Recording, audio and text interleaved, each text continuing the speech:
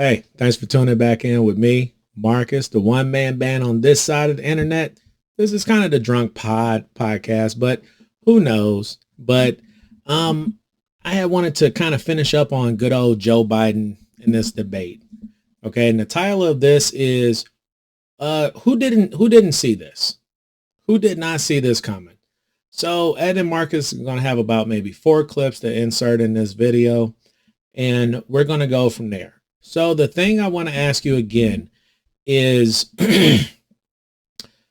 this was not something, if you've been following politics, this isn't something that just sprung out of nowhere like a lightning strike. Okay. This has been going on with our current president for over a decade, easily. Okay. So Marcus, Ed and Marcus, future Marcus, throw in the clip of the 2016 gaffes.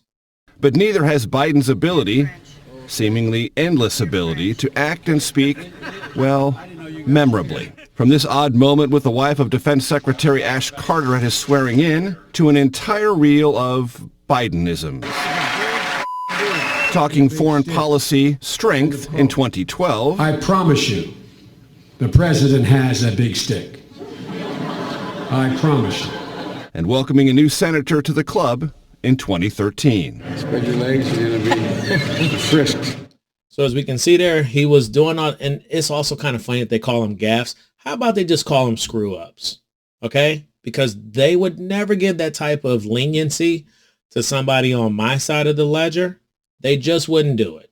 So we're going to jump right on in. So for anybody who's been following this for any amount of time, this is 2016.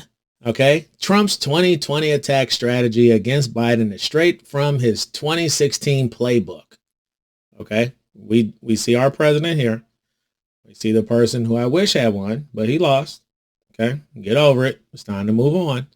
But as we can see here, this is in the article. The attacks from Trump and his allies weaponize Biden's tendency to stumble over words, use the words wrong, or interrupt himself in the middle of long answers by saying anyways and changing course. To supporters of a former vice president who in December 2018 called himself a gaffe machine, those long-time verbal tics have always been a part of Biden's public persona. They are made even more forgivable by his supporter, by Biden's openness about overcoming a stutter. Again, as somebody who stutters, that's not it. Okay? Stop lying. So, Marcus, let us fast forward to insert the gaffes from 2020. What kind of country we're going to be? 4 more years of Georgia, is going to find ourselves in a position where if Trump gets elected, we're going to be in a different world. Look, I never forgot what President Kennedy said about going to the moon. He said we're going, you know why? Because we refuse to postpone. Let's not postpone and get out of the rain. God bless you all. Thank you. I'll lead an effective strategy to mobilize true international effort to pressure. Mobilize true international effort to pressure. So we have those gaffes from 2020 when the man was running. Okay. Throw in one more clip. This is an insult. This is when he insulted the people there. Okay. Throw in clip 3. You don't hear that in MSNBC. You did not hear that. But you heard. Look, okay, I'm not going to get in an argument with you, man. Well, yeah, you do. But look, Pat, look, here's the deal. And I'll save the last funny clip for last. But this was apparent to anybody who followed this. So this is from Reuters. As we can see the date here, February 14th, 2024. Don't read too much into Biden. And you know they had to throw in Trump. Verbal stumbles, expert cautions. Here we go. So let's just go down to the meat and potatoes of this. 5 aging experts interviewed by Reuters stress cognitive assessment can only be made by doctors, via special in-person examinations and tests. Hold up. We just saw it. We just saw it. We quite literally just saw this man get verbally and cognitively and, in my opinion, literally undressed publicly for the world to see.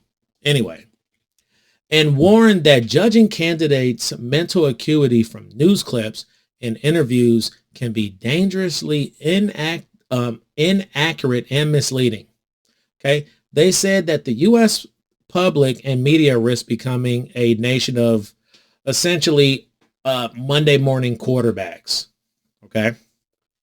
Now, that is from Reuters. Let us go to what Axios and places like Reuters and places like NBC, CBS, ABC, etc. are saying today. Oh, now we got two Bidens. Unbelievable. Now we have two Bidens. So here we go. This is from Axios. Two Joe Bidens. The night America saw the other one. Well, the thing is that it wasn't that. It was just America who saw it. It was a lot of the... Try not to insult anybody. It's not that. It was America who saw it. It was the folks who get most of their news from the mainstream media who finally saw the emperor without his clothes. We knew that this person existed. It's obvious as the sun in the freaking sky. But apparently, the media just lies to people. So Marcus, even present day Marcus, did not look up this clip. But please, find cringy John Pierre, the one of the worst, whatever in the hell her position is, which is like media spokesperson, whatever. Okay, find that clip. Put in the clip of her saying that, oh, this is all just cheap fakes. This is all before we saw it. These deep fakes. Deep fakes. We're seeing these deep fakes. Deep fakes. So we have that. Okay. She's going to consistently probably still try to lie and try to walk it back. I could cut that in. You know what, Marcus, Adam Marcus, you got your goddamn work cut out today, buddy. Throw in the clip of her afterwards talking about, oh, well, you know, blah, blah, blah, blah, blah. No, own it. And in my opinion, like my dude from Serenity said, fall on that sword and quit. That this president was being targeted, and what we did was echo them. That's what we did. And look, we'll certainly continue to call that out. And the cheap fakes didn't come from me. I didn't coin that. That didn't come from this White House or this podium. That came from the media. They called it cheap fakes. And they said this president, President Biden, was being targeted on misinformation. It was purposefully being done to this president. And what we did is we echoed that. So I don't regret it at all. Well, it was just the facts. Use that. You see the look on her face? Do you not see that? That. Okay, but anyway, in this article, the most important part is right here. See, I actually went on through and highlighted for us. From 10 a.m. to 4 p.m., Biden is dependably engaged, and many of his public events in front of cameras are held within those hours. Outside of that time range or while traveling abroad, Biden is more likely to have verbal miscues and become fatigued, aides told at Axios. Let me get this straight again, okay? Let me get this straight again. We have a person in office who essentially who is like sundowning. This is people who they would lock up and keep inside like a nursing home. But he would probably have a badge to get in and out. Like he isn't terminal. Okay. But he should be in a nursing home. Okay. This is who, even some people in my own house and people out who I know voted for. And the thing is, on people on my side of it, don't let them walk that back. Don't let them walk that back. Don't let them try to act as if it was always apparent, because no one was saying it. Don't let them walk that back without saying, you know what? I'm sorry. I really messed up. I just really didn't like Trump. I thought that the man said that it was good people on both sides. I thought he said to inject bleach. I thought that he said that, whatever, blah, blah, blah, blah, blah, blah, blah, blah, blah, blah, blah, blah, blah. Okay? Don't let them walk that back without a goddamn apology. Okay? But as we see, we literally have a president who has times where he can't function. As I said, don't let them walk that back without saying, you know what, I was wrong. Okay? So the only folks who didn't see this coming are people. Let me go back to myself here. The only folks who didn't see this coming are the folks who get their news from the mainstream media and are willfully blind. Okay? That's it. Anybody else who's going to try to claim that they had no clue, whatever, that means that they didn't look on into it. And you know what I would actually like? Just be honest. Just say, you know what? I wouldn't care if there was an oscillating fan that ran against Donald J. Trump. I was going to vote for that oscillating fan over voting for Donald J. Trump. Okay? Or house cat. I'd rather have you say that than for you to act shocked that this was going on. So, Ed and Marcus, leave us on out of here on the very last clip, which again to me is a microcosm of the debate, of our reaction to it, why it is that all of a sudden now we have two Bidens spoken out by the aides, even though again this was readily apparent. But you know what?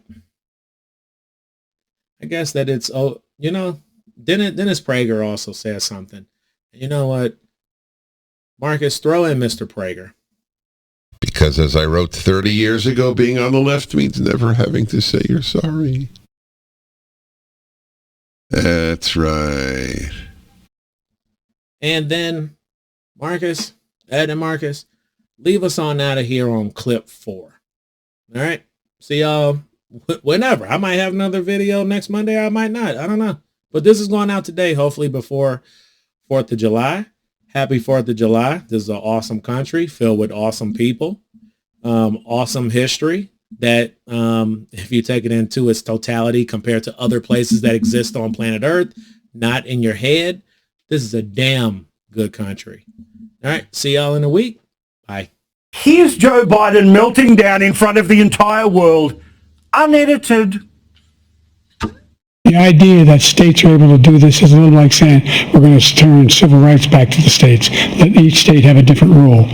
Look, there's so many young women who have been, including a young woman who just was murdered, and he went to the funeral. The idea that she was murdered by an immigrant coming in, they talk about that.